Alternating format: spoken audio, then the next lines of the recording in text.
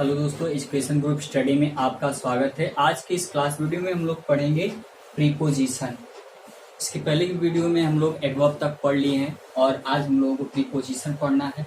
तो आइए स्टार्ट करते हैं प्रीपोजिशन। जैसा कि यहाँ पे प्रीपोजिशन के बारे में हम लोग देख लें कि प्रीपोजिशन होता क्या है। प्रीपोजिशन जो वर्ड है ये दो वर्डों से मिलकर के बना हुआ है, pre plus position. Pre plus position. Pre का मतलब होता है पूर्व। प्री का मतलब क्या होता है? पूर्व होता है। अब पोजीशन का मतलब होता है स्थिति। ठीक है, पोजीशन का मतलब क्या होता है? स्थिति। अर्थात यहीं से हम लोग इसकी डिफिनेशन निकाल लेंगे कि जब कोई वर्ड किसी नाउन अथवा प्रोनाउंस के ठीक पूर्व लगकर उसकी स्थिति को बताए तो वो वर्ड्स क्या होगा? प्रीपोजिशन कहलाएगा। ठीक है, तो आइए देखते हैं यहाँ पे प्रीपोजिशन, जिसका हिंदी होता है संबंध सूचक शब्द। वे शब्द जो किसी नाउन ऑब्लिक प्रोनाउन से पहले प्रयुक्त होकर उस नाउन प्रोनाउन का संबंध वाक्य में किसी अन्य शब्द से कराते हैं, उन्हें हम लोग क्या करते हैं? प्रीपोजिशन करते हैं। अर्थात प्रीपोजिशन किसे कहते हैं? प्रीपोजिशन वे शब्द होते हैं जो किसी सेंटेंस में जुड़ते हैं किसी नाउन अथवा प्रोनाउन से पहले और उस नाउन और प्रोनाउन का उस सेंटेंस में दूसरे शब्दों से क्या कराते हैं? उसका संबंध बताते हैं। जैसा कि यहाँ पर लिखा हुआ है कि the book is on the table. The book is on the table, यह क्या है? एक नाउन है और इस नाउन से ठीक पहले एक वर्ड लगा हुआ है जिसका नाम ऑन है। और ये जो ये ऑन है यह इसकी स्थिति को बता रहा है कि यह कहाँ पर है? टेबल पे। यानी कि जो ए है, ए नाउन जो है इस किस पर है? टेबल पे, यानी कि मेज पे कोई चीज है। तो ठीक है, तो इस तरह से इसकी डिफिनेशन होती है। अब इसकी बारी आती है काइंड्स की। तो जो प्रीपोजिशन होता है, प्रीपोजिशन वैसे मेनी काइंड्स के होते हैं, लेकिन यहाँ पर हम लोगों ने 6 काइंड्स के बारे में आपको बताएंगे और 6 काइंड्स के बारे में हम लोग यहाँ पे पढ़ते हैं। ठीक है, देख लीजिए। पहला जो होता है सिंपल प्रीपोजिशन, फिर उसके बाद compound preposition, double preposition, phrasal preposition और डिसग्यूज्ड प्रीपोजिशन और पार्टिसिपल प्रीपोजिशन। सिंपल प्रीपोजिशन बिल्कुल सिंपल तरीके से हो जाते हैं, जिससे सिंपल तरीके यानी सामान्य तौर से जो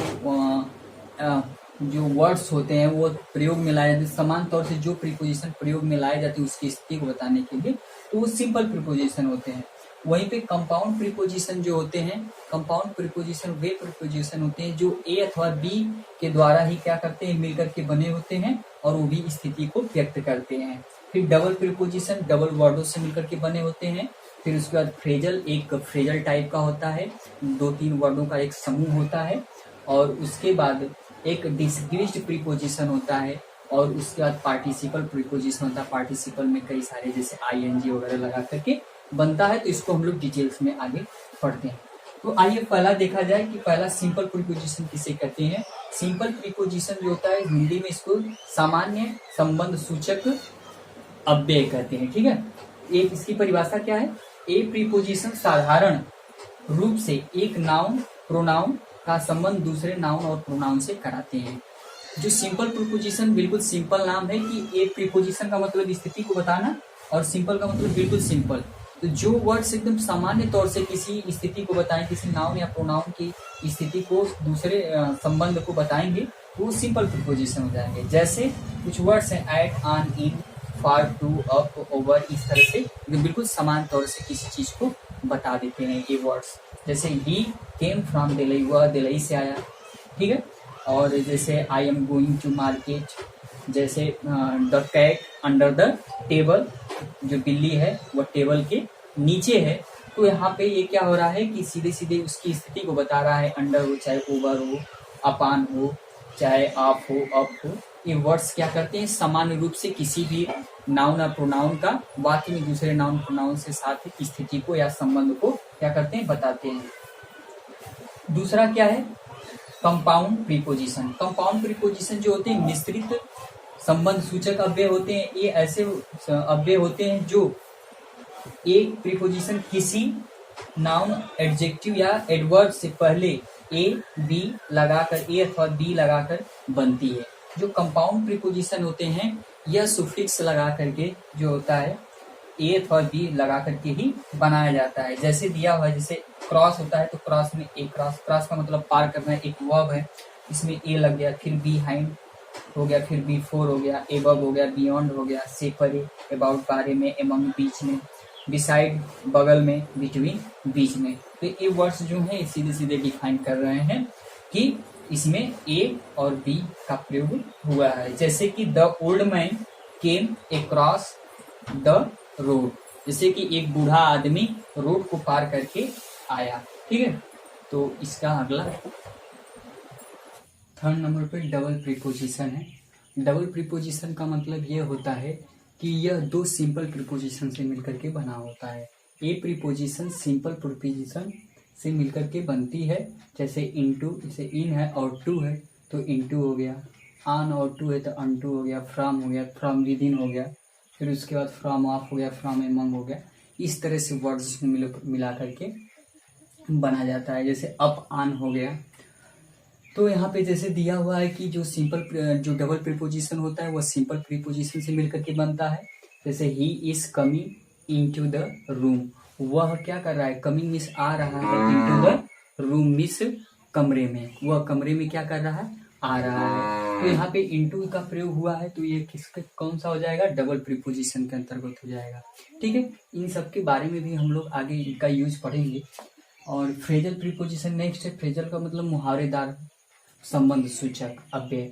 तो मुहावरेदार संबंध सूचक अव्यय क्या होता है, मुहावरेदार सूचक अव्यय यह होता है कि ये हमेशा फ्रेज से ही मिलकर के बनते हैं और फ्रेज के ठीक पहले कोई प्रीपोजिशन लग जाता है तो वो मुहावरेदार हो जाता है। जब जैसे देखिए, जब कोई फ्रेज एक प्रीपोजिशन से शुरू होकर दूसरे प्रीपोजिशन पर समाप्त हो, जब कोई फ्रेज एक प्रीपोजिशन से स्टार्ट होता है और उसके लास्ट में ही प्रीपोजिशन होता है, यानी कि फ्रेज के दोनों साइड प्रीपोजिशन हो, तो वैसा मुहावरादार यानी कि फ्रेजल प्रीपोजिशन के अंतर्गत आएगा। इसमें जैसे by means of, because of, in spite of, on behalf of, according to, या फिर ड्यूरिंग, इन फेवर ऑफ, या ऑन अकाउंट ऑफ, या अलोंग विथ, इस तरह से शब्द से ये क्या होते हैं कि बनते हैं। जैसे कि in spite of his pain he ran, वो क्या किया, भागा या दौड़ा। इन स्पाइट यानी कि हिज पेन, अपने दर्द के दौरान भी वो क्या किया, दौड़ा यानी कि भागा। इस तरह से इसका, जैसे यहाँ पे भी दिया हुआ है इन, यहाँ पे आप इस तरह से इसका निर्माण होता है। ठीक है, फिर डिसग्यूज्ड प्रीपोजिशन। डिसग्यूज्ड प्रीपोजिशन यानी कि लघु रूपीय संबंध सूचक। लघु रूपी संबंध सूचक अव्यय क्या होते हैं, ये अव्यय ऐसे होते हैं कि ये बिल्कुल लघु रूप में सामान्य तौर से प्रयोग में नहीं लाए जाते, बिल्कुल एक समझ लीजिए कि हाइड रूप से क्या होते हैं, प्रयोग में लाए जाते हैं। जैसे देखिए, ए प्रीपोजिशन वास्तविक रूप से प्रयोग में न आकर लघु रूप में प्रयोग में लाए जाते हैं। जैसे यहाँ पर ए रूपी है तो ए रूपी को हम लोग पर रूपी भी कर सकते हैं। जैसे ओ क्लाक है, ओ क्लाक का जो अर्थ होता है ऑफ क्लाक होता है।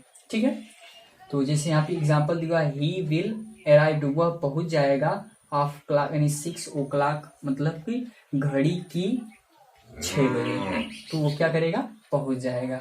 तो इस तरह से इसका प्रयोग होता है। यहाँ पर भी संक्षिप्त रूप में हुआ है और यहाँ पे ए रूपी का मतलब पर रूपी। जैसे आई बाट 2 पेन पर रूपी या ए रूपी, यानी कि हम 2 कलम 1 रुपये में क्या के खरीदे हैं। Next participle preposition. Participle preposition क्या होता है कि पार्टिसिपल जो होते हैं उनसे मिलकर के बनते हैं। तो पार्टिसिपल क्या होता है, पार्टिसिपल जो होते हैं इसमें 3 तरह के पार्टिसिपल होते हैं। तो यहाँ पर देखिए, यहाँ पर दिया हुआ आईएनजी लगा के जो पार्टिसिपल बनते हैं, ये प्रीपोजिशन जो होते हैं पार्टिसिपल के प्रयोग से बनती है। जैसे pending, concerning, accepting, according, during, saving या रिगार्डिंग, ये सीधे सीधे इसमें किसी सेंटेंस में प्रयोग में ला दिए जाते हैं और वह किसी नाउन या प्रोनाउन की स्थिति को बताते हैं। जैसे ही इनवाइटेड हिज फ्रेंड्स, वह अपने मित्रों को इनवाइटेड किया, आमंत्रित किया, इंक्लूडिंग मी, यानी उसमें हमें भी शामिल किया। फिर उसी तरह से है अकॉर्डिंग, या फिर जैसे ये दिया हुआ पेंडिंग डिसीजन, ही वेंट, हुआ चला गया, मतलब किसी भी निर्णय को पेंडिंग में डाल करके ही वो क्या किया, चला गया। कंसर्निंग विथ मी, या फिर कंसर्निंग विथ मी का मतलब मेरे साथ ही वो संबंधित है, या ही इज कंसर्निंग मी। फिर सेविंग है, तो इस तरह से इनका प्रयोग किया जाता है। तो ठीक है, इस वीडियो में हम लोग इतना इसके डिफिनीशंस के बारे में और इसके कुछ संबंधित वर्ड्स के बारे में पढ़े हैं। आगे वीडियो में भी इन सब जितने वर्ड्स हैं, इन वर्ड्सों के प्रयोग के बारे में पढ़ेंगे, किस प्रकार से ये यूज किए जाते हैं। ठीक है, तो आज के वीडियो में बस इतना ही। मिलते हैं अगले वीडियो में, तब तक के लिए धन्यवाद।